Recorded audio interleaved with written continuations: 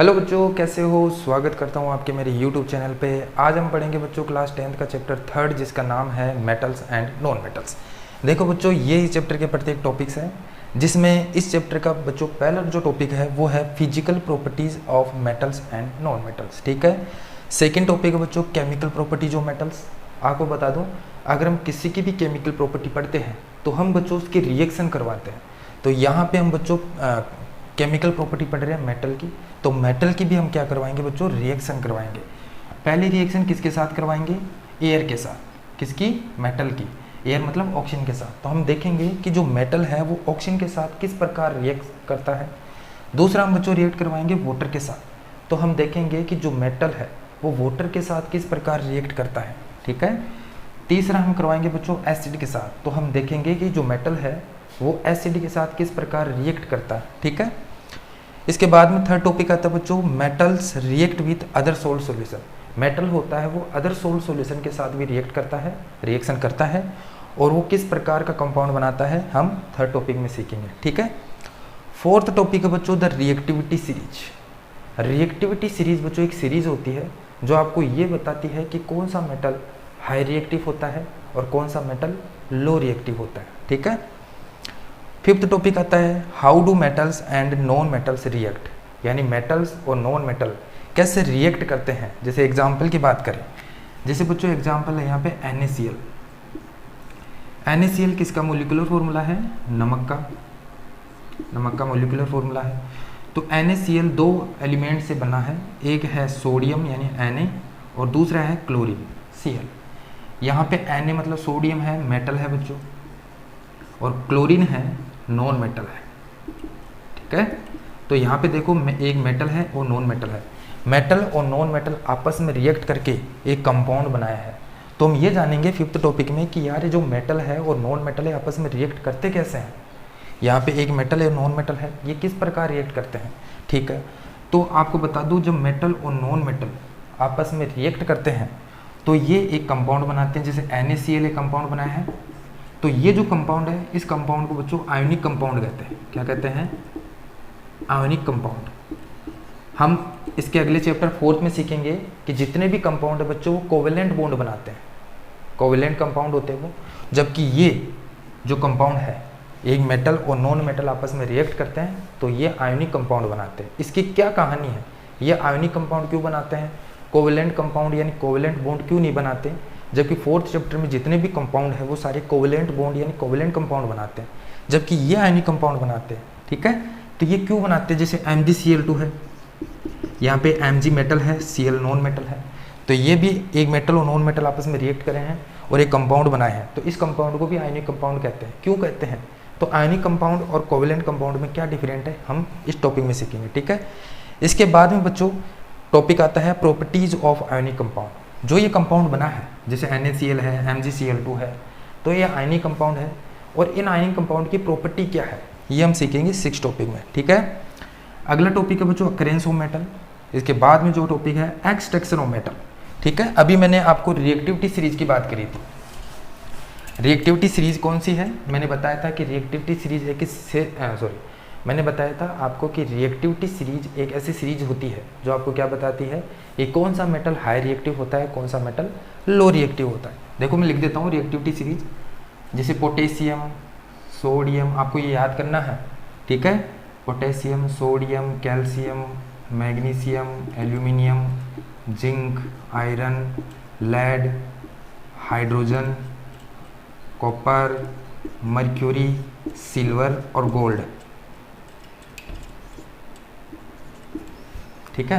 ये आप बार बार लिखोगे ना तो अपने आप याद हो जाएगा। ठीक है। देखो ये बच्चों एक रिएक्टिविटी सीरीज है जो आपको ये बताती है कि कौन सा मेटल हाई रिएक्टिव है और कौन सा मेटल लो रिएक्टिव है। जैसे देखो रिएक्टिविटी सीरीज में सबसे टॉप पर आता है पोटेशियम, फिर सोडियम, फिर calcium, magnesium, aluminium, zinc, iron, lead, hydrogen, copper, mercury. ये है मर्क्यूरी बच्चों। ठीक है। मर्क्यूरी का सिंबल है ये, सिल्वर, गोल्ड। तो जो टॉप पे आते हैं ना बच्चों वो तो होते हैं, टॉप पे ये आ रहे हैं तो ये होते हैं बच्चों हाई रिएक्टिव। क्या होते हैं, हाई रिएक्टिव। जो बीच में आते हैं वो होते हैं बच्चों मिडल रिएक्टिव। क्या होते हैं, मिडल रिएक्टिव। और जो नीचे की तरफ आते हैं रिएक्टिविटी सीरीज के सबसे लो की तरफ आते हैं वो लो रिएक्टिव होते हैं। ये बहुत ही कम रिएक्टिव होते हैं, बहुत कम रिएक्ट करते हैं किसी दूसरे एलिमेंट या दूसरे कंपाउंड के साथ। ठीक है, अब देखो मैंने ये क्यों लिखा है, क्योंकि देखो इस टॉपिक में हम सीखेंगे extracting metals low in the reactivity series. आपको बता दूं, जैसे पोटेशियम है, सोडियम है, कैल्शियम है, कोई भी हो, जैसे गोल्ड है, मर्क्यूरी है, कॉपर है, तो ये अर्थ के क्रस्ट में पाए जाते हैं। ठीक है, जैसे कॉपर है, कॉपर अकेला अर्थ के क्रस्ट में नहीं पाया जाता। कॉपर होता है ना बच्चों, वो सल्फेट के साथ मिक्स रहता है, तो इस सल्फर को अलग किया जाता है, कॉपर को अलग किया जाता है। तब आपको जो कॉपर की वायर देखते हो ना, इस प्रकार कॉपर निकाला जाता है और फिर इस कॉपर की से वायर बनाए जाते हैं। समझे हो, नहीं समझे? तो हम ये देखेंगे कि जो लो इस मेटल को कैसे प्राप्त किया जाता है। आपको पता है गोल्ड होता है, गोल्ड की माइंस होती है, ठीक है, सिल्वर की माइंस होती है। मर्क्यूरी को कैसे प्राप्त किया जाता है, ठीक है, पारा, इसको क्या बोलते हैं बच्चों, हमारी भाषा में पारा बोलते हैं, मर्क्यूरी। तो ये मर्क्यूरी अर्थ के क्रस्ट में पाया जाता है, किसी दूसरे मेटल के साथ मिक्स रहता है। जैसे आपको बता दूं कि मर्क्यूरी सल्फर के साथ मिक्स रहता है, तो हम क्या करेंगे, सल्फर को अलग करेंगे और मर्क्यूरी को निकालेंगे। तो इस सल्फर को कैसे अलग करेंगे ये सीखेंगे इसमें। तो ये है सीने बार बोलते हुए जिसको, ये क्वेश्चन आया हुआ है एग्जाम में। ठीक है, तो इस सल्फर को कैसे अलग करेंगे ये सीखेंगे और फिर हम मर्क्यूरी को कैसे निकालेंगे। ठीक है, तो पहला टॉपिक है extracting metal low in the reactivity series.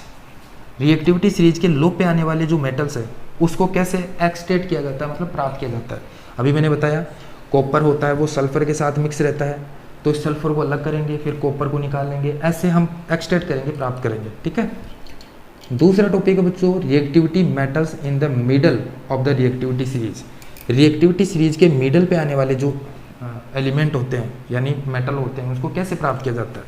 जैसे आपको बता दूं जिंक है बच्चों, जिंक भी सल्फर के साथ मिक्स रहता है, तो इस सल्फर को कैसे हटाएंगे और जिंक को कैसे प्राप्त करेंगे ये हम सीखेंगे इसमें दूसरे टॉपिक में। ठीक है, तो मिडल वाले पे फर्स्ट में सीखेंगे लो रिएक्टिविटी सीरीज के लो पे आने वाले, दूसरे में सीखेंगे मिडल आने वाले। और मिडल में बच्चों एक रिएक्शन है थर्मिट रिएक्शन, बहुत इंपॉर्टेंट रिएक्शन है बच्चों, मोस्ट लगा लेना इसको, ये एग्जाम में चांस होता है इसका बहुत आने का। ठीक है, तीसरा है बच्चों टॉप पे आने वाले, जैसे पोटेशियम, सोडियम, कैल्शियम, मैग्नीशियम, ये कैसे प्राप्त किया जाता है। आपको बता दूं कि सोडियम है, आपको पता है सोडियम होता है वो हमेशा क्लोरीन के साथ मिक्स रहता है। NaCl है नमक का फॉर्मूला, नमक तो देखो अर्थ में पाया जाता है ना, तो इस क्लोरीन को कैसे अलग करेंगे, सोडियम को कैसे निकालेंगे ये हम सीखेंगे तीसरे टॉप इसमें, थर्ड में, कौन से, टॉप पे आने वाले। पोटेशियम भी ऐसे ही होता है, पोटेशियम भी क्लोरीन के साथ मिक्स रहता है, इस क्लोरीन को कैसे अलग करेंगे, पोटेशियम को कैसे अलग करेंगे ये हम सीखेंगे थर्ड टॉपिक में, इसमें एड टॉपिक है थर्ड में। इसके बाद में बच्चों आता है रिफाइनिंग ऑफ मेटल्स। आपको बता दूं जैसे मान लो आपने क्या किया, ये कॉपर सल्फेट था, ठीक है, कॉपर सल्फेट से कॉपर को अलग कर लिया, सल्फर को अलग कर दिया, अब ये कॉपर आपको मिल गया। क्या इस कॉपर से सीधा मैं फैक्ट्री में बेच दूँ और वायर बना सकता हूँ, कॉपर की वायर बना सकता हूँ इस कॉपर से? बिल्कुल भी नहीं। अभी आपने क्या किया, एक्सट्रैक्ट तो कर लिया, सल्फर को अलग करके कॉपर को एक्सट्रैक्ट तो कर लिया, प्राप्त तो कर लिया, लेकिन इस कॉपर को अभी यूज नहीं कर सकते। ऐसा नहीं कि सीधा फैक्ट्री में बेच दिया और आप कॉपर से सीधी वायर बना सकते हो, बिल्कुल भी नहीं। ये कॉपर, इस कॉपर में बच्चों अभी भी कई प्रकार की इम्प्योरिटीज़ मिली हुई है, ठीक है, तो आप सीधा इससे कॉपर की वायर नहीं बना सकते, मतलब इसको यूज में नहीं ले सकते। तो आप क्या करोगे, इसको रिफाइन करोगे। क्या करोगे बच्चों, रिफाइन करोगे। रिफाइन करने के बाद में इसमें जितनी भी इम्प्योरिटीज़ है उसको हटाया जाएगा, फिर इस कॉपर को यूज में लिया जाएगा। समझ गए? इस चैप्टर का लास्ट टॉपिक आता है बच्चों कोरोजन एंड प्रिवेंट्स। आपको मैंने बताया था जब फर्स्ट चैप्टर पढ़ाया था ना, तो रेंसिडिटी से पहले एक छोटा सा कोरोजन का टॉपिक था, तब मैंने वहाँ पे बताया था कि आपको थर्ड चैप्टर में बताऊंगा डिटेल से कोरोजन क्या होता है और इसको कैसे बचाया जा सकता है। ठीक है, इससे कैसे बचा जा सकता है। तो स्टार्ट करते हैं बच्चों आज का पहला, इस चैप्टर का पहला टॉपिक कौन सा है,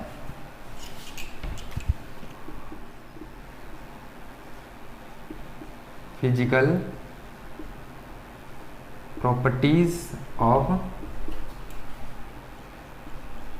मेटल्स एंड नॉन मेटल्स। देखो बच्चों, आपको बता दूं कि आजकल जो एग्जामिनर है वो कॉन्सेप्ट से रिलेटेड क्वेश्चन ज़्यादा पूछता है, चाहे वो CBSE हो, चाहे RBC हो, चाहे और हो, कॉन्सेप्ट से रिलेटेड क्वेश्चन ज़्यादा पूछता है। तो आप, मैंने देखो 95 प्लस का दावा किया है, तो 95 प्लस लाने के लिए आपको पूरी बुक याद होनी चाहिए यार, पूरी बुक याद होनी चाहिए, हर चैप्टर की हर एक एक लाइन याद होनी चाहिए, तब जाके आपके 95 प्लस आएंगे। तो पहली बात तो आपको कोई भी टॉपिक रटना नहीं है, ठीक है, रटना नहीं है। केमिस्ट्री में क्या है बच्चों, आप बार बार लिखोगे ना, पहली बात तो बार बार रिवीजन करना आपको, फिर आप अपने रफ निकालो और जो भी जितने भी फॉर्मूले हैं, जितने भी रिएक्शन हैं, वो अपने मन से करने की कोशिश करो, तब जाके आपको केमिस्ट्री याद होगी। आई बात समझ में। तो इस चैप्टर का बच्चों पहला टॉपिक है physical properties of metals.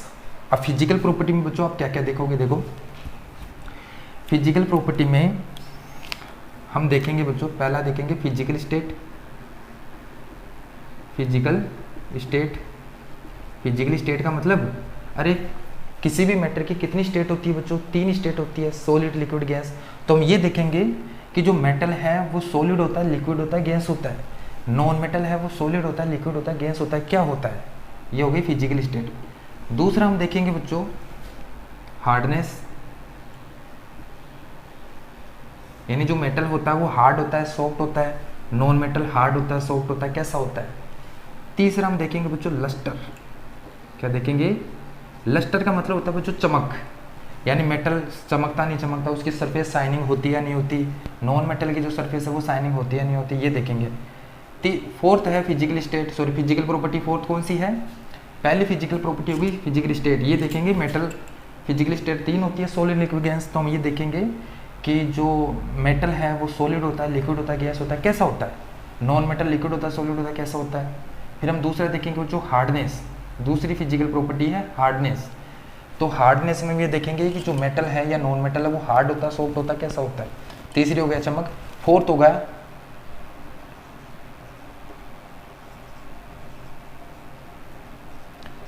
Malleability. Malleability, malleability का मतलब होता है किसी भी मैटर को हम उसको रोल कर सकते हैं सीट में, सीट मतलब पतली सी उसकी चादर बना सकते हैं। तो बताओ क्या मेटल को सीट में कन्वर्ट किया जा सकता है, नहीं किया जा सकता, अभी डिटेल से समझेंगे, ठीक है। फिफ्थ बच्चों फिजिकल प्रॉपर्टी है डक्टिलिटी, क्या है, डक्टिलिटी। डक्टिलिटी का मतलब होता है वायर में कन्वर्ट करना, किसी भी मैटर को वायर में कन्वर्ट करने की जो प्रॉपर्टी होती है उसको हम डक्टिलिटी कहते हैं।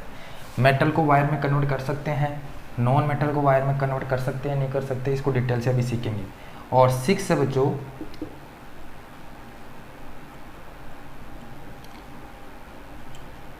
कंडक्टिविटी, और कंडक्टिविटी तो आप जानते ही, ठीक है। तो हम पहला देखेंगे बच्चों कौन सा, फिजिकल स्टेट।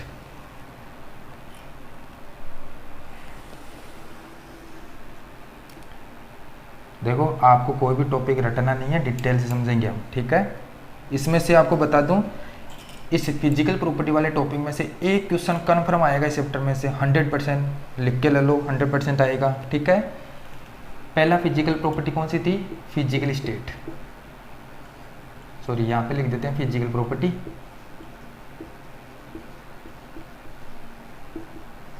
यहाँ पे लिख देते हैं मेटल की पढ़ेंगे और इधर नॉन मेटल के पढ़ेंगे, ठीक है।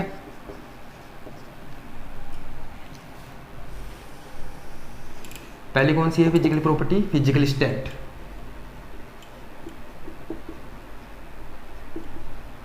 तो बताओ फिजिकल स्टेट, मेटल होते हैं वो सॉलिड होते हैं, लिक्विड होते हैं, गैस होते हैं। चलो मैं आपको कुछ एग्जांपल दे देता हूँ मेटल के, जैसे एल्यूमिनियम हो गया, सिल्वर हो गया, कॉपर हो गया, है ना, गोल्ड हो गया। ये बताओ ये सॉलिड होते हैं, लिक्विड होते हैं, गैस होते हैं, बताओ क्या होंगे, सॉलिड होते हैं। तो मेटल्स आर सॉलिड, मेटल क्या होते हैं बच्चों, सॉलिड, बट एक्सेप्शन आते हैं, यहाँ पे क्या आता है, एक्सेप्शन। एक्सेप्शन में क्या आता है बच्चों, mercury, mercury are liquid in room temperature. यहाँ पे क्वेश्चन बनता है which of the following metal are liquid in room temperature, ठीक है। तो वहाँ पे आपको कुछ ऑप्शन दे दिए 4, कैल्शियम, मैग्नीशियम, सिल्वर और मर्क्यूरी। तो यहाँ पे कौन सा ऑप्शन करके आओगे, मर्क्यूरी। इनमें से कौन सा मेटल है जो रूम टेम्परेचर पे लिक्विड होता है। वैसे सारे मेटल, अब देखो यार, सिल्वर हो गया, गोल्ड हो गया, आयरन हो गया, जिंक हो गया, ये सारे क्या है बच्चों, सॉलिड होते हैं।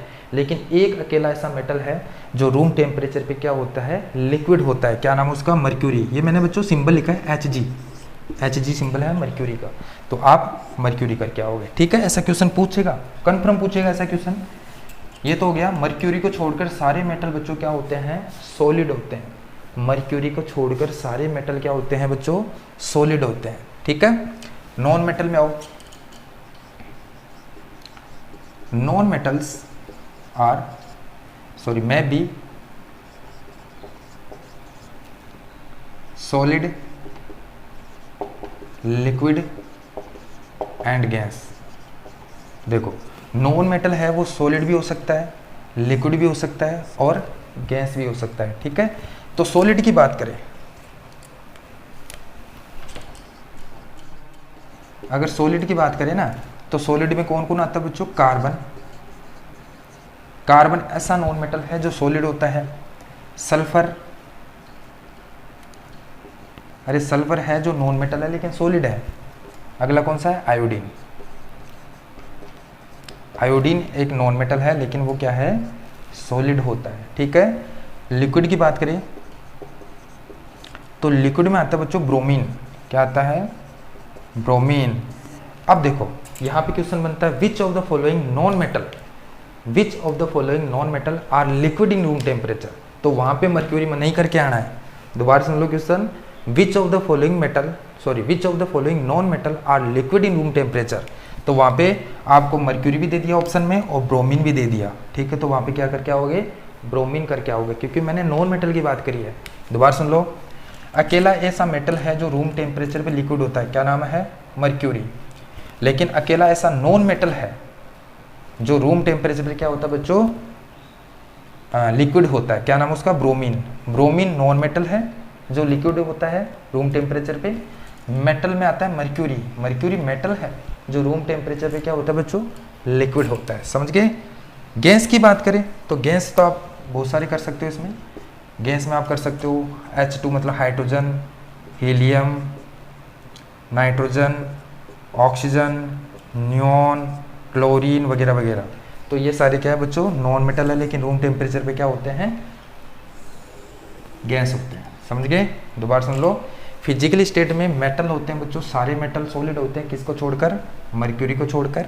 नॉन मेटल में बच्चों, नॉन मेटल सॉलिड भी हो सकते हैं, लिक्विड भी हो सकते हैं और गैस भी हो सकते हैं। जैसे सॉलिड की बात करें तो कार्बन, सल्फर और आयोडीन बच्चों सॉलिड होते हैं। लिक्विड के रूप में ब्रोमीन, ब्रोमीन एक ऐसा अकेला नॉन मेटल है जो रूम टेम्परेचर पे क्या होता है बच्चों, लिक्विड होता है। गैस में बहुत सारे हैं, hydrogen, helium, nitrogen, oxygen, neon, chlorine, argon और भी लिख सकते हो। ये हो गया बच्चों पहला फिजिकल प्रॉपर्टी यानी फिजिकल स्टेट कंप्लीट हो गया। यहाँ पे दो तीन क्वेश्चन बन गए हैं। दूसरा बात करते हैं हार्डनेस की।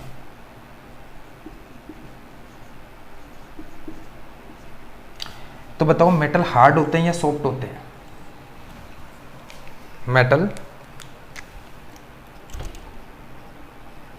metals are generally hard. Metal बच्चों जनरली हार्ड होते हैं, बट यहाँ पे एक्सेप्शन आता है। एक्सेप्शन क्या आ रहा है, एक्सेप्शन आ रहा है lithium, potassium and sodium are soft. क्या होते हैं बच्चों, सॉफ्ट होते हैं। इनको हम काट सकते हैं चाकू से, चाकू से इसको आसानी से काट सकते हैं। क्वेश्चन देखो यहाँ पे क्या होता है, विच ऑफ द, यहाँ पे क्वेश्चन आ गया आपसे, ऑब्जेक्टिव टाइप क्वेश्चन आ गया कि which of the following are soft metal. ठीक है, तो आप वहाँ पे चार ऑप्शन आ गया। एक तो आ गया calcium, sorry potassium, calcium, magnesium और जिंक। तो वहाँ पे क्या करके आओगे, पोटेशियम करके आओगे। ठीक है, इनमें से कोई सा भी ऑप्शन आ गया एक, तो वहाँ पे ये करके आओगे कि इनमें से कौन सा है जो इनमें से कौन सा है जो मेटल है लेकिन सॉफ्ट है। तो लिथियम, पोटेशियम और सोडियम बच्चों एक ऐसे मेटल होते हैं तीन जिनको आसानी से चाकू से काटा जा सकता है। आई बात समझ में। इसकी बात करें non metal, non metal are hard and brittle. ये बच्चों हार्ड तो होते हैं लेकिन ये ब्रिटल होते हैं। ब्रिटल मतलब, ब्रिटल एक ऐसी प्रॉपर्टी होती है जिसमें किसी को भी अगर चोट मारे ना, थोड़ा सा स्टक करे तो वो बिखर जाता है। तो ये है non metal. Non metal hard तो होते हैं लेकिन थोड़ा सा इसको चोट मारे ना तो ये बिखर जाता है। जैसे कोयला देखा आपने, कोयला किसका बना होता है बच्चों? कार्बन का बना होता है। अरे कोयला किसका बना होता है? कोल कार्बन का बना होता है। आपने देखा होगा कोयला हार्ड होता है लेकिन इसको थोड़ी सी चोट मारे तो वो बिखर जाता है, तो ब्रिटल प्रॉपर्टी होती है उसके पास, ब्रिटल होता है। लेकिन यहाँ पे एक्सेप्शन यहाँ पे भी आता है। यहाँ पे क्या आता है बच्चों? एक्सेप्शन। एक्सेप्शन क्या आता है देखो, आपको पहले एक्सेप्शन पढ़ने से पहले आपको एक बात बता दूं। देखो बच्चों, आपने नाम सुना होगा ग्रेफाइट, यहाँ पे लिख देता हूँ, ग्रेफाइट एंड डायमंड। एक और होता है फुलरिन, उसको नहीं देखेंगे। देखो बच्चों, ग्रेफाइट क्या होता है? जो पेंसिल आती है ना, पेंसिल की जो नोक आती है, जो हम लिखते हैं उसको, वो ग्रेफाइट की बनी होती है। और डायमंड आप जानते हो, देखो दोनों ही कार्बन के बने होते हैं। ग्रेफाइट भी कार्बन का बना होता है और डायमंड भी कार्बन का बना होता है, लेकिन दोनों में अंतर क्या है? दोनों में अंतर है अरेंजमेंट ऑफ कार्बन। इसमें कार्बन का अरेंजमेंट अलग होता है, जबकि डायमंड में कार्बन का अरेंजमेंट अलग होता है। तो मैंने क्या कहा कि जो नॉन मेटल है वो हार्ड तो होता है लेकिन ब्रिटल होता है, उसको थोड़ी सी चोट मारे तो बिखर जाता है। लेकिन डायमंड बच्चों किसका बना है? कार्बन का, जबकि कार्बन एक नॉन मेटल है। तो बताओ डायमंड एक्सेप्शन हुआ नहीं हुआ? यहाँ पे डायमंड क्या है बच्चों? आप कहो कि डायमंड नॉन मेटल है, अरे डायमंड नॉन मेटल नहीं है, लेकिन जो डायमंड बना है कार्बन का वो नॉन मेटल है। तो डायमंड यहाँ पे क्या हो गया बच्चों? एक्सेप्शन हो गया कि इसको आप थोड़ी सी चोट मारे ना तो डायमंड कभी बिखरता नहीं है। तो दो प्रॉपर्टी हो गई, फिजिकल स्टेट और हार्डनेस। तीसरी हम करेंगे लस्टर।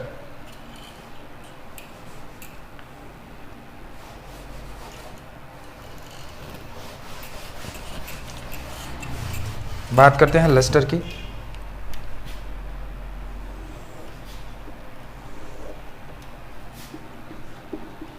लस्टर का मतलब होता है बच्चों चमक। क्या होता है? चमक। तो बताओ मेटल साइन करता नहीं करता? मेटल बिल्कुल, मेटल्स आर लस्टर। मेटल क्या होते हैं बच्चों? लस्टर होते हैं। It is shining surface. Lustre का मतलब शाइनिंग सरफेस। अरे मेटल की जो सरफेस होती है वो साइन करती है नहीं करती? बिल्कुल करती है। नॉन मेटल पे आओ, क्या नॉन मेटल लस्टर होते हैं? क्या नॉन मेटल साइन करते हैं? बिल्कुल भी नहीं। नॉन मेटल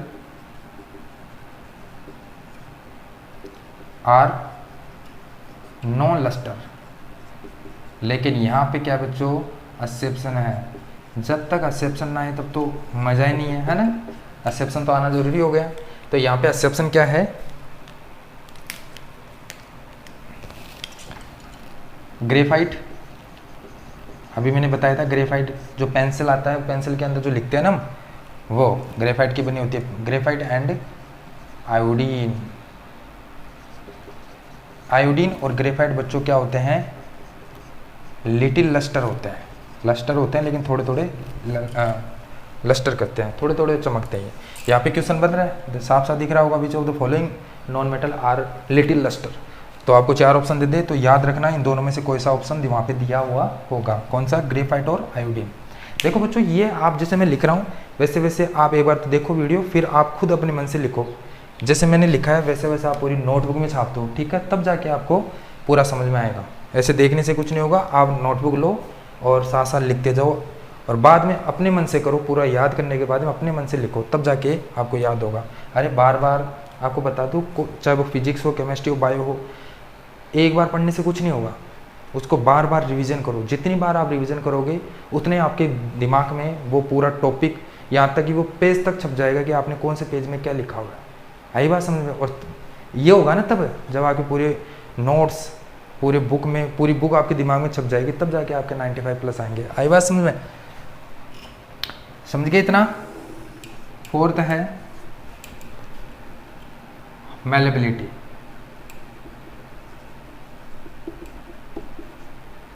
मैलेबिलिटी का मतलब क्या होता है?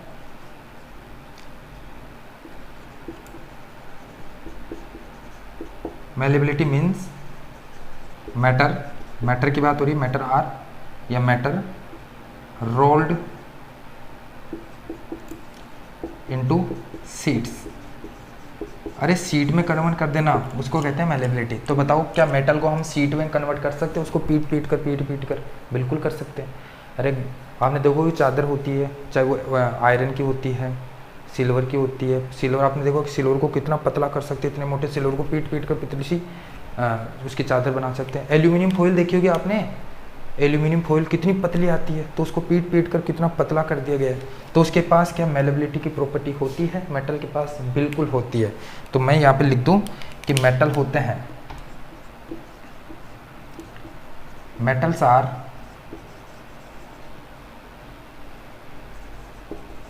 मेलेबल होते हैं। जरा ये बताओ होते हैं नहीं होते हैं? नॉन लिख देता हूँ सीधा, आप समझ जाना कि non metal are non malleable. ठीक है, कोई भी मेटल है वो मेलेबल नहीं होता। आप जैसे बताओ कार्बन की बात करें, कोयला क्या है बच्चों? नॉन मेटल है। कार्बन का बना होता कोयला, क्या उसको हम सीट में कन्वर्ट कर सकते हैं? बिल्कुल भी नहीं कर सकते। ठीक है, किसी भी नॉन मेटल को यहाँ पे हम सीट में कन्वर्ट नहीं कर सकते। थैंक गॉड यहाँ पे कोई एक्सेप्शन नहीं आया है ना। फिफ्थ देखो, फिफ्थ कौन सा है बच्चों? डक्टिलिटी। डक्टिलिटी का मतलब होता है, मेलेबिलिटी का मतलब है सीट में कन्वर्ट कर देना, और डक्टिलिटी का मतलब वायर में कन्वर्ट कर देना। यहाँ पे बच्चों एक क्वेश्चन आता है, मेलेबिलिटी में क्वेश्चन रह गया था, gold and silver highly malleable होते हैं, हाईली मेलेबल होते हैं। क्वेश्चन आ गया, which of the following metal are highly malleable, यानी सबसे आसानी से किसको कन्वर्ट कर सकते हैं सीट में। चार ऑप्शन दे दिया आपको, आयरन, गोल्ड, है ना, और 2 और दे दिए। तो बताओ आप, गोल्ड को गर्म करने की भी आवश्यकता नहीं है, उसको पीट पीट कर आराम से हम उसको सीट में कन्वर्ट कर सकते हैं। जबकि आयरन को तो यार सीट में कन्वर्ट करने के लिए उसको पहले गर्म करना पड़ता है, फिर जाके उसको सीट में कन्वर्ट कर सकते हैं। तो यहाँ पे क्वेश्चन आता है, gold and silver highly malleable होता है, इसको गर्म करने की आवश्यकता नहीं है, आप थोड़ी सी चोट मारोगे तो ये सीट में कन्वर्ट हो जाता है। और जो आसानी से सीट में कन्वर्ट हो जाए तो वो क्या होता है बच्चों? हाईली मेलेबल होता है। तो यहाँ पे हाईली मेलेबल कौन सा है? Gold and silver. Ductility means क्या होगा? मैटर आर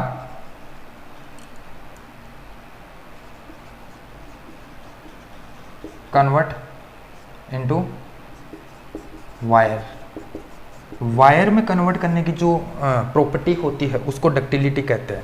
और जिस मेटल को हम वायर में कन्वर्ट कर सकते हैं उसके पास डक्टिलिटी की प्रॉपर्टी होती है। तो बताओ, मेटल को हम वायर में कन्वर्ट कर सकते हैं? जैसे आपने आयरन का वायर देखा है, कॉपर का वायर देखा है, सिल्वर का वायर देखा होगा। तो बताओ ये क्या है? एल्यूमिनियम का वायर देखा होगा। तो ये मैंने जितने भी बोले वो सारे मेटल है। तो क्या मेटल को वायर में कन्वर्ट कर सकते हैं? बिल्कुल कर सकते हैं। तो यहाँ पे मैं क्या लिख सकता हूँ? Metals are ductile. क्या होते हैं? डक्टाइल होते हैं। और यहाँ पे आपके क्वेश्चन आ जाए कि which of the following are highly ductile, तो कौन सा आएगा? गोल्ड। गोल्ड बच्चों हाईली डक्टाइल है। आप जो मैं बोल रहा हूँ वो पूरा बुक में दिया हुआ है बच्चों, देख लेना। तो यहाँ पे गोल्ड को हो हाईली डक्टाइल बोला गया है कि 1 ग्राम गोल्ड से हम 2 किलोमीटर लंबी वायर बना सकते हैं। ये नोट लगा के लिख लेना कि 1 ग्राम गोल्ड से 2 किलोमीटर लंबी वायर बना सकते हैं। तो यहाँ पे सबसे हाईली डक्टाइल मेटल कौन सा है? गोल्ड है। ठीक है, इसमें बताओ नॉन मेटल की बात करें तो नॉन मेटल क्या होते हैं बच्चों? Non ductile. क्या होते हैं? नॉन डक्टाइल होते हैं। इसके बाद में बच्चों लास्ट बच रहा है कंडक्टिविटी।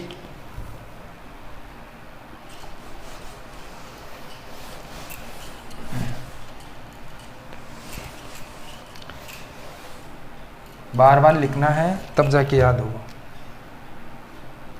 तो बच्चों 6 वाला कौन सा आता है? कंडक्टिविटी।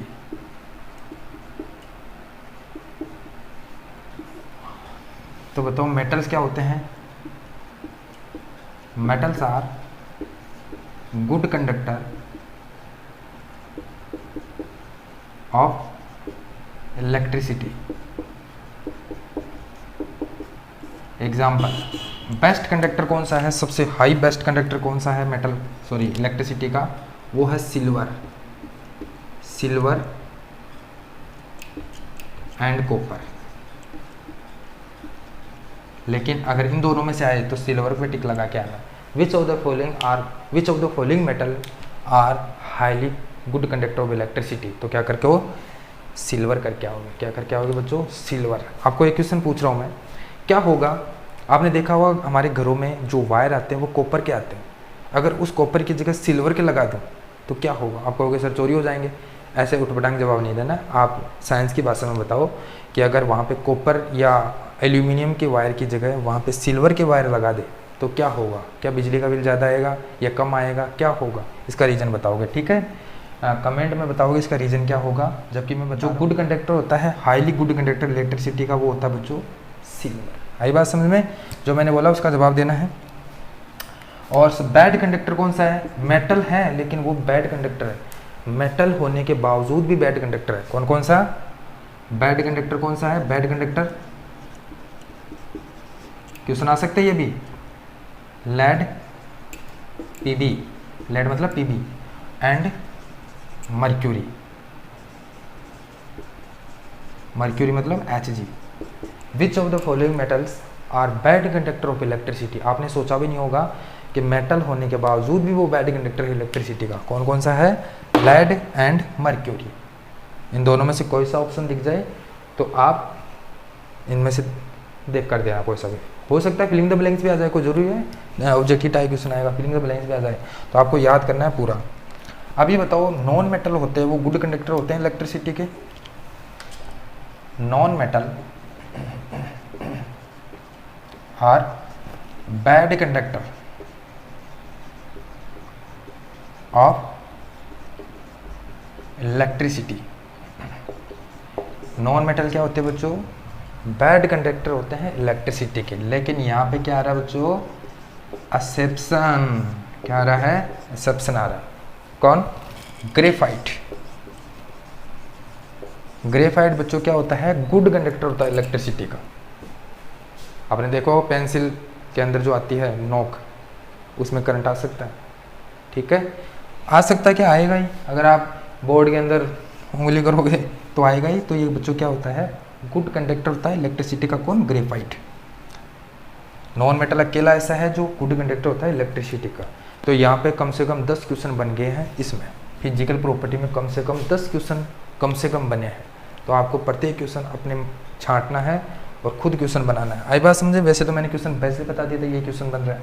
तो ये बच्चों पहला टॉपिक आपका कंप्लीट हुआ, फिजिकल प्रॉपर्टीज ऑफ मेटल्स। दूसरा टॉपिक आता है बच्चों कौन सा,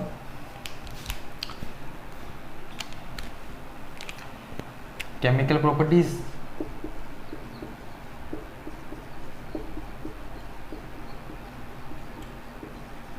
of metals.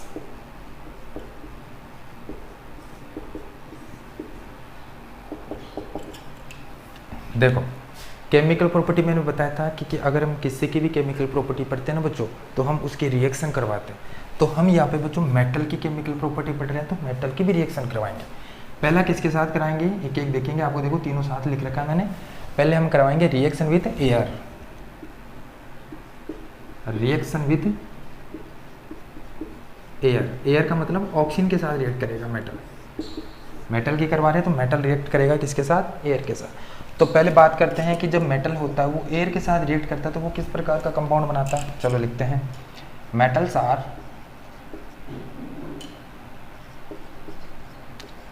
React with water, sorry react with oxygen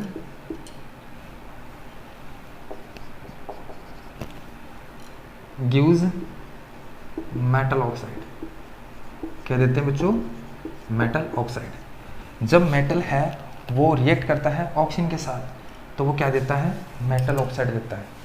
तो देखो यहाँ पे लिख देता हूँ कि जो मेटल है, मेटल्स है वो रिएक्ट करते हैं ऑक्सीजन के साथ। तो जो कंपाउंड के रूप में जो बनता है ना, वो मेटल ऑक्साइड बनता है। क्या बनता है बच्चों, मेटल ऑक्साइड बनता है, ठीक है। चलो करते हैं। तो यहाँ पे मेटल के रूप में एक एक लेते जाएं। जैसे पोटेशियम है, मेटल है, तो ये ऑक्सीजन के साथ रिएक्ट करेगा। आपको होगा सर हमें कैसे पता चलेगा कौन सा मेटल और कौन सा नॉन मेटल है, ये शायद आपके मन में आया होगा। तो बच्चों वैसे तो मैंने इसकी फिजिकल प्रॉपर्टी से बता दिया कि मेटल ये होते हैं, मेटल वो होते हैं, लेकिन फिर भी मैं यहाँ पे 5th टॉपिक में आपको समझाऊंगा इसकी डेफिनेशन के अकॉर्डिंग। 5th टॉपिक में आपको डेफिनेशन समझाऊंगा कि मेटल किसको कहते हैं, नॉन मेटल किसको कहते हैं, ठीक है। तो इसको मैंने मेटल बोला है, तो आप जब मैं 5th टॉपिक में आऊँगा तो आपको एकदम क्लियर हो जाएगा कि मेटल कौन है और नॉन मेटल कौन है। आई बात समझ में। तो मेटल है यानी पोटेशियम है, वो ऑक्सीजन के साथ रिएक्ट करेगा तो क्या बनाएगा, पोटेशियम ऑक्साइड बनाएगा। आपको अगर सर ये क्या प्रॉब्लम हो गई, यहाँ पे 2 इसके लगा था लेकिन यहाँ पे 2 इसके लग गया, ये बच्चों 9th क्लास में आपने मोलिकुलर फॉर्मूला बनाना सीखा होगा, ये उसके अकॉर्डिंग होता है। यहाँ पे वैलेंसी की खेल है बच्चों, यहाँ पे वैलेंसी का खेल है। जैसे पोटेशियम की जो वैलेंसी होती है ना बच्चों, वो +1 होती है, और ऑक्सीजन की जो वैलेंसी होती है वो -2 होती है। आपने सीखा होगा 9th क्लास में। अगर आपने नहीं सीखा है तो मुझे कमेंट करोगे तो मैं आपको ये मोलिकुलर फॉर्मूला बनाना सिखा दूंगा, ठीक है। आप देखो ऑक्सीजन की वैलेंसी इसके पास चली जाती है, यानी क्रॉस हो जाती है वैलेंसी, तो ऑक्सीजन वाली वैलेंसी इसके पास चली जाएगी तो हो जाएगा K2, और इसकी वैलेंसी इसके पास आ जाएगी, तो एक हम लगाते नहीं तो ये हो गया K2। आई बात समझे? तो ये बनेगा। तो जिसके लास्ट में बच्चों O जुड़ जाता है, चाहे वो O2 हो, O3 हो, O4 हो, लेकिन O ना चाहिए, O4, O3, O5, ये तो बच्चों उसकी वैलेंसी के अकॉर्डिंग होगा, लेकिन O होना चाहिए तो हम कहेंगे ऑक्साइड हो गया। तो यहाँ पे ये रहा मेटल और ये रहा ऑक्साइड। दूसरा एग्जांपल लो, जैसे मैं सोडियम ले लेता हूँ। सोडियम भी मेटल है, ऑक्सीजन के साथ रिएक्ट करेगा, मेटल ऑक्साइड बनाएगा। अब आपके मन में ये आ रहा है कि NaO2 बनाएगा या Na2O बनाएगा, क्या बनाएगा? वो इसी प्रकार का बनाएगा, Na2O, ठीक है। चलो एक एग्जांपल वो ले लेते हैं। एल्यूमिनियम है, वो ऑक्सीजन के साथ, एल्यूमिनियम क्या है बच्चों? मेटल है, ऑक्सीजन के साथ रिएक्ट करता है। यहाँ पे कार्बन मत लीजिए ना, कार्बन ऑक्सीजन के साथ रिएक्ट करके CO2 बनाता है। कार्बन नॉन मेटल आ गया यहाँ पे, हम नॉन मेटल की बात नहीं कर रहे हैं, हम किसकी बात कर रहे हैं? मेटल की बात कर रहे हैं, ठीक है। तो एल्यूमिनियम है, वो ऑक्सीजन के साथ रिएक्ट करता है तो मेटल ऑक्साइड बनाता है। तो आप कहोगे सर इसका फॉर्मूला क्या होगा? चलो देखते हैं, इसका एक और बता देता हूँ। एल्यूमिनियम की बच्चों वैलेंसी कितनी होती है? +3। ऑक्सीजन की वैलेंसी कितनी होती है? अभी बताया था -2। क्या बनेगा आप ही बताओ? Al2O3, तो बनेगा Al2O3। तो ये क्या है बच्चों?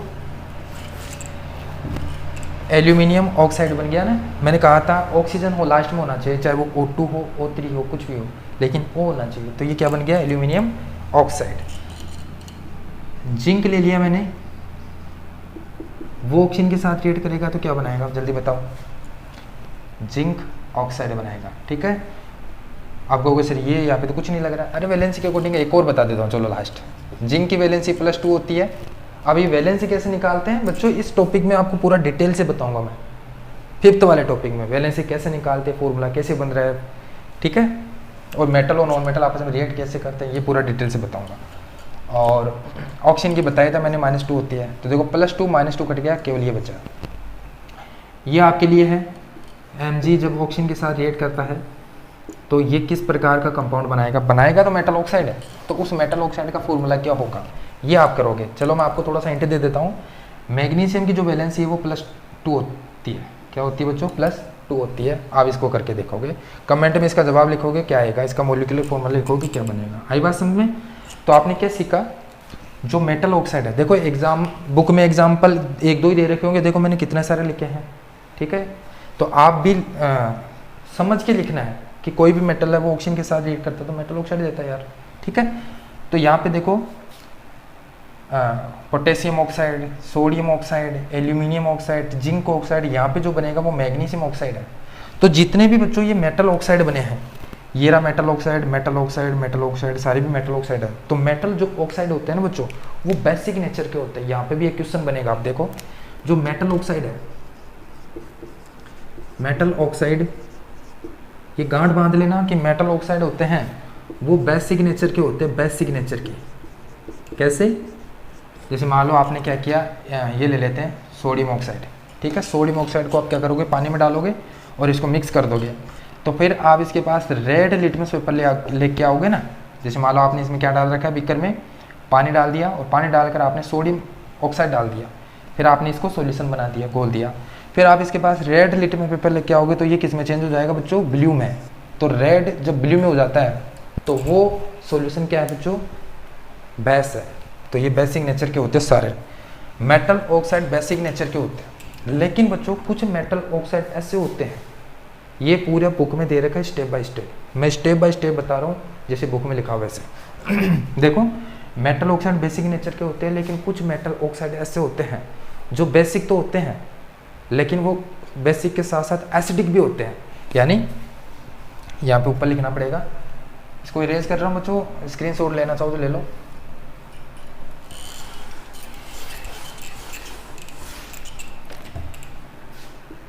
सच मेटल ऑक्साइड कौन कौन से? Aluminium oxide and zinc oxide. अभी मैंने बताया था कि सोडियम ऑक्साइड, पोटेशियम ऑक्साइड सारे जितने भी वो बेसिक नेचर के, लेकिन ये दो है जो बेसिक के साथ साथ एसिडिक प्रॉपर्टी भी शो करते हैं। जैसे such aluminium oxide and zinc oxide are both basic as well as acidic behaviour, यानी बेसिक के साथ साथ एसिडिक बिहेवियर भी करता है। तो यहां पे एक क्वेश्चन बन रहा है, क्या बन रहा है? सच मेटल ऑक्साइड लाइक कौन कौन से हो गए? Aluminium oxide and zinc oxide are reacted with both base as well as, अभी समझाओगे इसका मतलब, as well as acid to give salt and water. ठीक है, अब देखो यहाँ पे क्या कर रहा है, ये इज कॉल्ड एम्फोटेरिक ऑक्साइड। देखो बच्चों, कुछ मेटल ऑक्साइड ऐसे होते हैं, मैंने कहा था ना ऊपर, कुछ मेटल ऑक्साइड ऐसे होते हैं जो बेसिक के साथ साथ एसिडिक प्रॉपर्टी को भी शो करते हैं। तो ऐसे मेटल ऑक्साइड को हम बच्चों एम्फोटेरिक ऑक्साइड कहते हैं। ऐसे मेटल ऑक्साइड को क्या कहते हैं बच्चों? एम्फोटेरिक ऑक्साइड कहते हैं, जो बेसिक के साथ साथ एसिडिक प्रॉपर्टी भी शो करते हैं।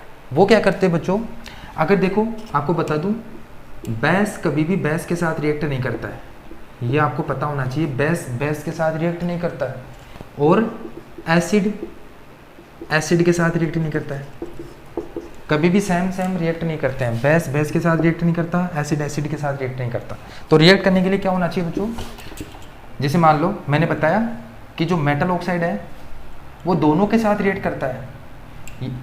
मेटल ऑक्साइड जैसे एक ले लेता हूँ, एल्यूमिनियम ऑक्साइड। ये एल्यूमिनियम ऑक्साइड है बच्चों, अगर ये बेसिक नेचर का है तो ये एसिड के साथ रिएक्ट करना चाहिए, जो बनाता है सोल्ट एंड वाटर। ठीक है, और एल्यूमिनियम ऑक्साइड है बच्चों, वो बेस के साथ भी रिएक्ट करता है और सोल्ट और वाटर बनाता है। जैसे बात करूँ, अगर इसको एसिडिक नेचर का मानूँ, सॉरी इसको बेसिक नेचर का मानूँ मैं, तो एसिड के साथ कर लेगा रिएक्शन, लेकिन ये बेसिक नेचर का है तो इसके साथ नहीं करना चाहिए। यहाँ पे तो बच्चों ये एसिड है तो बेसिक प्रॉपर्टी शो कर रहा है, एसिड के साथ रिएक्ट करके सोल्ट और वाटर बना रहा है, मतलब ये बेसिक प्रॉपर्टी शो कर रहा है यहाँ पे। जबकि यहाँ पे ये बेस के साथ रिएक्ट कर रहा है तो ये कौन सी प्रॉपर्टी शो कर रहा है? एसिडिक प्रॉपर्टी शो कर रहा है। यहाँ पे बेसिक कर रहा है, यहाँ पे एसिडिक कर रहा है। आई बात समझे? तो इस प्रकार ये दोनों प्रॉपर्टी को शो कर रहा है। तो ये एसिड के साथ भी रिएक्ट करता है, बेस के साथ भी करता है। अगर अकेला ये बेसिक प्रॉपर्टी को शो करता तो ये इसके साथ, बेस के साथ कभी रिएक्ट नहीं करता, जबकि ये कर रहा है। देखो तो ये क्या बना रहा है? सोल्ट एंड वाटर बना रहा है। तो ये आपको एग्जाम्पल पता होना चाहिए। एग्जाम्पल ले लेते हैं, इसका एल्यूमिनियम ऑक्साइड है, वो एसिड के साथ यानी HCl के साथ रिएक्ट करता है तो सोल्ट और वाटर बनाएगा। तो यहाँ से देखो वाटर निकल जाएगा, वाटर यहीं से निकालेंगे हम, और साथ में क्या बना रहा है? Al बचा और Cl बचा। तो Al और Cl आपस में रिएक्ट करके कौन सा कंपाउंड बनाएंगे? आपको बता दूं, Al की वैलेंसी +3 होती है और Cl की वैलेंसी -1 होती है। तो बताओ क्या बनेगा? Al के पास ये वैलेंसी चली जाएगी 1, तो Al ही बचेगा, और Cl के पास ये वैलेंसी चली जाएगी तो AlCl3 बनेगा। क्या बनेगा? AlCl3, aluminium chloride. ये तो हो गया एसिड के साथ रिएक्ट करता है। आप इसको बैलेंस कर लोगे बच्चों, खुद कर लोगे। चलो बैलेंस मैं करवा देता हूँ। यहाँ पे देखो बच्चों, एल्यूमिनियम आपको पता है कि एरो से पहले वाले को रिएक्टेंट बोलते हैं और एरो के बाद वाले को प्रोडक्ट बोलते हैं। तो बताओ रिएक्टेंट में एल्यूमिनियम कितने हैं? Al2 2 है, और कहीं पे भी नहीं है Al2। इधर बताओ Al कितने हैं? एक ही है, एक ही दिख रहा है। तो हम क्या करेंगे बच्चों, इधर 2 है Al और इधर मतलब एल्यूमिनियम इधर 2 है, इधर 1 है। तो हम क्या करें, इधर भी 2 करने के लिए इसको 2 से मल्टीप्लाई कर देंगे। 2 से मल्टीप्लाई करते ही एल्यूमिनियम 2 हो गया, एल्यूमिनियम 2 हो गया। ठीक है, Cl की बात करें तो बताओ Cl इधर कितना है? 6 हो गए, अब 6 हो गया ना। AlCl देखो Cl3 तो ये रहे, और 2 से मल्टीप्लाई करेंगे 6 हो गए। तो इधर 1 ही है, क्लोरीन यहाँ पे 1 है, इधर 6 है। तो क्या करें, इधर भी हम बच्चों 6 से मल्टीप्लाई करेंगे तो 6 से मल्टीप्लाई करते, देखो क्लोरीन को 6 से किया तो 6 क्लोरीन हो गई, तो 6 क्लोरीन इधर है, 6 क्लोरीन इधर है, लेकिन क्लोरीन तो 6 हो गया। आगे बात करते हैं, यहाँ पे हाइड्रोजन कितना है बच्चों, अभी हमने एल्यूमिनियम और क्लोरीन को तो बैलेंस किया है, हाइड्रोजन को नहीं किया। अभी हाइड्रोजन देखो 6 है, इधर हाइड्रोजन कितना है H2 2 ही है, तो इसको 2 को 6 करने के लिए 3 से मल्टीप्लाई करेंगे, 3 से मल्टीप्लाई करते ही 6 हो गया, चलो ये भी ठीक है। ऑक्सीजन कितने इधर O3 मतलब 3 है, O3 3 है, ये बैलेंस हो गया, ठीक है। अब अगला बैलेंस आप खुद करना। चलो ये तो हो गया, एसिड के साथ रिएक्ट करता तो ऐसा कंपाउंड बनाता है। बेस के साथ कर रहा है ये Al2O3, तो ये बेस के साथ मतलब NaOH। अरे आपको ये तो पता ही है कि एसिड कौन सा था, बेस कौन सा था, पिछले वाला चैप्टर देख लेना, second chapter acid base and salt मैंने डिटेल से बताया है। तो ये बेस, मैंने एक बेस ले लिया, ये रहा, तो ये वाटर के NaOH के साथ रिएक्ट करेगा तो किस प्रकार का कंपाउंड बनाएगा, यहाँ से तो निकल जाएगा बच्चों H2O, लेकिन यहाँ पे जो कंपाउंड बनेगा वो बनेगा NaAlO2। क्या नाम है इसको, क्या नाम है बच्चों इसका, सोडियम जिंकेट। क्या नाम है बच्चों इसको, सोडियम जिंकेट। तो देखो ये एसिड के साथ भी रिएक्ट कर रहा है, सोल्ट वाटर बना रहा है, और ये बेस के साथ भी रिएक्ट कर रहा है, सोल्ट वाटर बना रहा है। तो इस प्रकार ये एसिडिक और बेसिक दोनों प्रॉपर्टी को शो करता है। दूसरा एग्जांपल बच्चों, ये इसका आप खुद करोगे, जिंक वाला। चलो मैं एक कर देता हूँ, इसका भी कर लेते हैं बच्चों थोड़ा सा। जिंक ऑक्साइड है, ये भी दोनों प्रॉपर्टी को शो करता है। तो ये एसिड के साथ रिएक्ट करेगा तो भी कंपाउंड बनाएगा, और ये बेस के साथ रिएक्ट करेगा तो भी कंपाउंड बनाएगा, सोल्ट बनाएगा। तो इसका मैं बता देता हूँ, इसका आपको प्रॉब्लम हो जाएगी, नहीं हो पाएगा, इसका मैं बता, ऊपर वाला आप खुद करोगे। इसका बनेगा बच्चों Na2ZnO2 और साथ में वाटर निकालेगा, इसका आप खुद करोगे। जबकि मैं बता देता हूँ जिंक की जो वैलेंसी होती है वो +2 होती है और क्लोरीन की -1 होती है। क्लोरीन की कितनी होती है, -1, और आप खुद ही कर लेना। इस जिंक की +2 होती है, क्लोरीन की -1 होती है। अब बताओ क्या बनेगा, अरे यहाँ से तो वाटर निकल जाएगा, 2 ही बचेगा, जिंक और क्लोरीन। तो ये किस प्रकार का सोल्ट बनाएगा, अब सारा लिख दिया था, और लिख देते हैं, जिंक क्लोराइड। अरे जिंक इसके पास एक चली जाएगी, इसके बाद 2 आ जाएगी, जिंक क्लोराइड, और साथ में वाटर निकालेगा। ये बात समझ में, बैलेंस आप खुद कर लोगे। इतना समझ गए। एम्फोटेरिक ऑक्साइड किसको कहते हैं, बहुत इंपॉर्टेंट, मोस्ट लगा लेना इसको, बहुत इंपॉर्टेंट है। चलो अब देखो बच्चों, अभी आपने बहुत सारे मेटल ऑक्साइड देखे थे, सारे बेसिक प्रॉपर्टी के थे, लेकिन उनमें से 2 एसिडिक प्रॉपर्टी भी शो कर रहे थे, ठीक है। देखो बच्चों, आपने अभी तक जितने भी मेटल ऑक्साइड देखे थे, जैसे एल्यूमिनियम ऑक्साइड, जिंक ऑक्साइड, सारे जितने भी देखे थे वो सारे पानी के अंदर इनसोल्यूबल होते हैं। लेकिन बच्चों 2 मेटल ऑक्साइड ऐसे होते हैं, जैसे potassium oxide and sodium oxide. ये बच्चों पानी के अंदर क्या होते हैं, सोल्यूबल होते हैं। ये क्या करते हैं, पानी के अंदर घुल जाते हैं। जो बाकी के जो बच रहे हैं ना, aluminium oxide, zinc oxide, iron oxide वगैरह वगैरह, ये सारे बच्चों पानी के अंदर इनसोल्यूबल होते हैं, जबकि ये पानी के अंदर सोल्यूबल होते हैं। और ये पानी के अंदर सोल्यूबल होकर क्या बनाते हैं, जैसे मान लो ये, जैसे आप इसको पानी में डालोगे, पानी में डालने का मतलब ये पानी के साथ रिएक्ट करेगा, और पानी में डालने के बाद में ये क्या बनाएगा, एल्केलाई बनाता है। क्या बनाता है बच्चों, एल्केलाई। एल्केलाई का मतलब जिसके लास्ट में क्या जुड़ा हो, OH जुड़ा हो। जैसे बच्चों KOH क्या है, एल्केलाई है, NaOH क्या है, एल्केलाई है। तो इस प्रकार ये एल्केलाई बनाता है। तो बताओ ये किस प्रकार का एल्केलाई बनाएगा, KOH बनाएगा, KOH। तो आपको बता दो, अगर पानी के साथ रिएक्शन करवाते हो तो हम क्या लगाते हैं बच्चों, एक्वस लगाते हैं, ये पता होना चाहिए, बैलेंस कर लेना आप। दूसरा देखो, सोडियम ऑक्साइड है, ये वाटर के साथ रिएक्ट करेगा तो किस प्रकार का कंपाउंड बनाएगा, NaOH बनाएगा। आई बात समझ में, ये क्या है, एक्वस, ठीक है। यहाँ पे बच्चों नोट लगा के लिख लेना, जो पोटेशियम और सोडियम है ये बच्चों हाई रिएक्टिव मेटल होता है। ये क्या करता है, एयर के साथ इंस्टेंटली रिएक्ट करता है। अगर आप इनको एयर के अंदर एक्सपोज करके रखोगे तो ये ऑक्सीजन के साथ रिएक्ट कर लेगा और अपने आप ही जलने लग जाएगा, सोडियम और पोटेशियम। इसलिए हम क्या करते हैं, सोडियम और पोटेशियम को क्या करते हैं बच्चों, एयर केरोसिन ऑयल के अंदर डिप करके रखते हैं। इसलिए रखते हैं केरोसिन ऑयल के अंदर डिप करके, क्योंकि ये इंस्टेंटली रिएक्ट करता है ऑक्सीजन और ऑक्सीजन के साथ, ठीक है। अगला देखो, आपको बता दूं कि कॉपर है, कॉपर भी ऑक्सीजन के साथ रिएक्ट करके कॉपर ऑक्साइड बनाता है, ठीक है।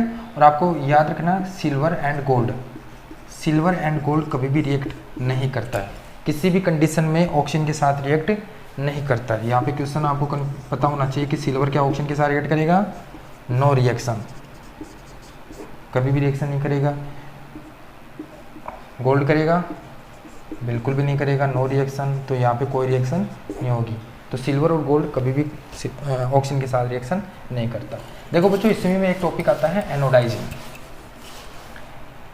यहाँ पे देखो इसी में बच्चों एक टॉपिक आता है ऑक्सीजन वाले में, क्या, एनोडाइजिंग। एनोडाइजिंग समझते क्या होता है, ठीक है।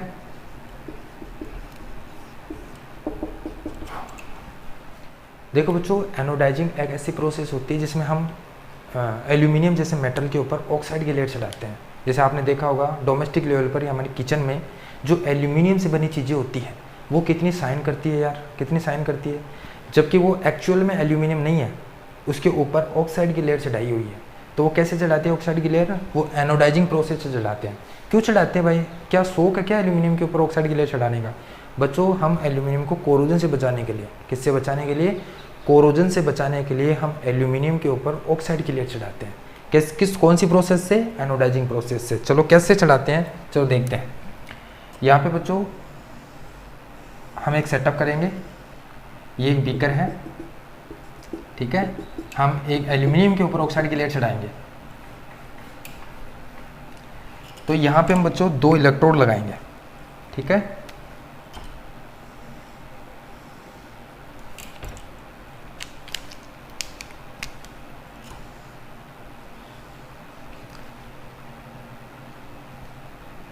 और इसको किससे जोड़ेंगे, बैटरी से जोड़ेंगे। ये बैटरी से जोड़ा है और एक को प्लस से जोड़ दिया और एक को माइनस से जोड़ दिया। अब देखो बच्चों इसमें कौन सा सॉल्यूशन डाला हुआ है, ये क्या है इसके अंदर, इसमें बच्चों इस बीकर के अंदर मैंने डाला है वाटर एंड सल्फ्यूरिक एसिड यानी H2SO4। इसमें क्या क्या डाला हुआ है, वाटर एंड सल्फ्यूरिक एसिड। अब हम करेंगे एनोडाइजिंग, यानी एल्यूमिनियम के ऊपर हम ऑक्साइड की लेयर चढ़ाएंगे। अब कैसे चढ़ेगा, देखो पहली बात तो एनोडाइजिंग नाम से पता चल रहा है, एनोड। देखो बच्चों इस बैटरी के प्लस से जोड़ा है इस इलेक्ट्रोड को, तो इसको बच्चों क्या बोलेंगे, एनोड बोलेंगे, ठीक है। और इसको बैटरी के माइनस से जोड़ा है तो इसको क्या बोलेंगे, कैथोड बोलेंगे। अब देखो नाम से पता चल रहा है एनोडाइजिंग, तो जिस मेटल का हम एनोडाइजिंग करेंगे उसको बच्चों हमेशा एनोड बनाना है। क्या बनाना है, एनोड, क्योंकि नाम से पता चल रहा है। तो हम एल्यूमिनियम का एनोडाइजिंग कर रहे हैं, तो बच्चों एल्यूमिनियम ये होगा या ये एनोड वाला होगा या कैथोड वाला, सिंपल है, एनोड वाला होगा। तो ये क्या है बच्चों, एल्यूमिनियम, इसके ऊपर हम ऑक्साइड की लेयर चढ़ाएंगे। और ये क्या है फिर, ये बच्चों कुछ भी मान लो, इसको प्लेटिनम की मान लो, प्लेटिनम की कैथोड माना मैंने प्लेटिनम, या इसको ग्रेफाइट का मान लेना, ग्रेफाइट या प्लेटिनम की बच्चों यहाँ पे इलेक्ट्रोड ग्रुप में लगा लेना। अब देखो क्या होगा, जैसे हम स्विच चालू करेंगे, जैसे मैं स्विच चालू करूँगा तो क्या होगा, ये जो वाटर है आयनों में डिसोसिएट हो जाएगा, यानी जो वाटर है वो आयनों में डिसोसिएट हो जाएगा H+ और OH-, ठीक है। सल्फ्यूरिक एसिड भी आयनों में डिसोसिएट हो जाएगा, जैसे मैं वो करंट चालू करूँगा, इलेक्ट्रिसिटी फ्लो कराऊंगा तो ये भी बच्चों आयनों में डिसोसिएट हो जाएगा, 2H+ और SO4- आयनों में डिसोसिएट हो गया, ठीक है। अब क्या होगा, इसको प्लस से जोड़ा है तो इसके ऊपर पॉजिटिव आयंस आ गए, इसको नेगेटिव से जोड़ा तो इसके ऊपर नेगेटिव आयंस आ गए। अब देखो यहाँ पे बहुत सारे क्या हो जाएंगे, H+, OH-, H+, OH-, H+, OH-, ऐसे बहुत सारे हो जाएंगे। और नीचे हो जाएंगे 2H+, SO4-, इधर हो जाएंगे 2H+, SO4-, मतलब आयनों में डिसोसिएटिव है। आपको बता दूं कि जो पॉजिटिव आयंस है, पॉजिटिव आयन एक तो H के ऊपर है, H+ के ऊपर, और आपको बता दूं पॉजिटिव आयन कब आता है, जब इलेक्ट्रॉन डोनेट करता है कोई। तो इसने इसके ऊपर पॉजिटिव कब आया, जब इसने एक इलेक्ट्रॉन इसको डोनेट कर दिया। इसके ऊपर पॉजिटिव कब आया, जब इलेक्ट्रॉन इसको डोनेट कर दिया। तो इसके ऊपर इस प्रकार पॉजिटिव आता है। और इसके ऊपर नेगेटिव कैसे आया, जब इसने इलेक्ट्रॉन लिया। जब इलेक्ट्रॉन लेता है तो नेगेटिव आता है, जब इलेक्ट्रॉन देता है तो पॉजिटिव आता है। तो इसके ऊपर H के ऊपर प्लस चार्ज है, तो इसने इलेक्ट्रॉन इसको दिया OH को, तो इसके ऊपर नेगेटिव आ गया, इसके ऊपर पॉजिटिव आ गया। जबकि 2H ने, यानी इसने H+ ने SO4 को इलेक्ट्रॉन दिया, इसके ऊपर नेगेटिव आ गया, इसके ऊपर पॉजिटिव आ गया। अब देखो बच्चों, अपोजिट जो चार्ज है वो अपोजिट इलेक्ट्रोड की तरफ अट्रैक्ट होता है। देखो प्लस वाला यानी H+ वाले किधर अट्रैक्ट होंगे, नेगेटिव की तरफ, कैथोड की तरफ अट्रैक्ट होंगे। और क्या होगा, यहाँ पे लिख देता हूँ, एट कैथोड कहाँ पे चलेगी बच्चों ये रिएक्शन, एट कैथोड। कैथोड पे क्या होगा, 2H+ जाएंगे H+, तो क्या होगा 2H+। इसने प्लस कब आया था बच्चों, जब इलेक्ट्रॉन इसने डोनेट किया था।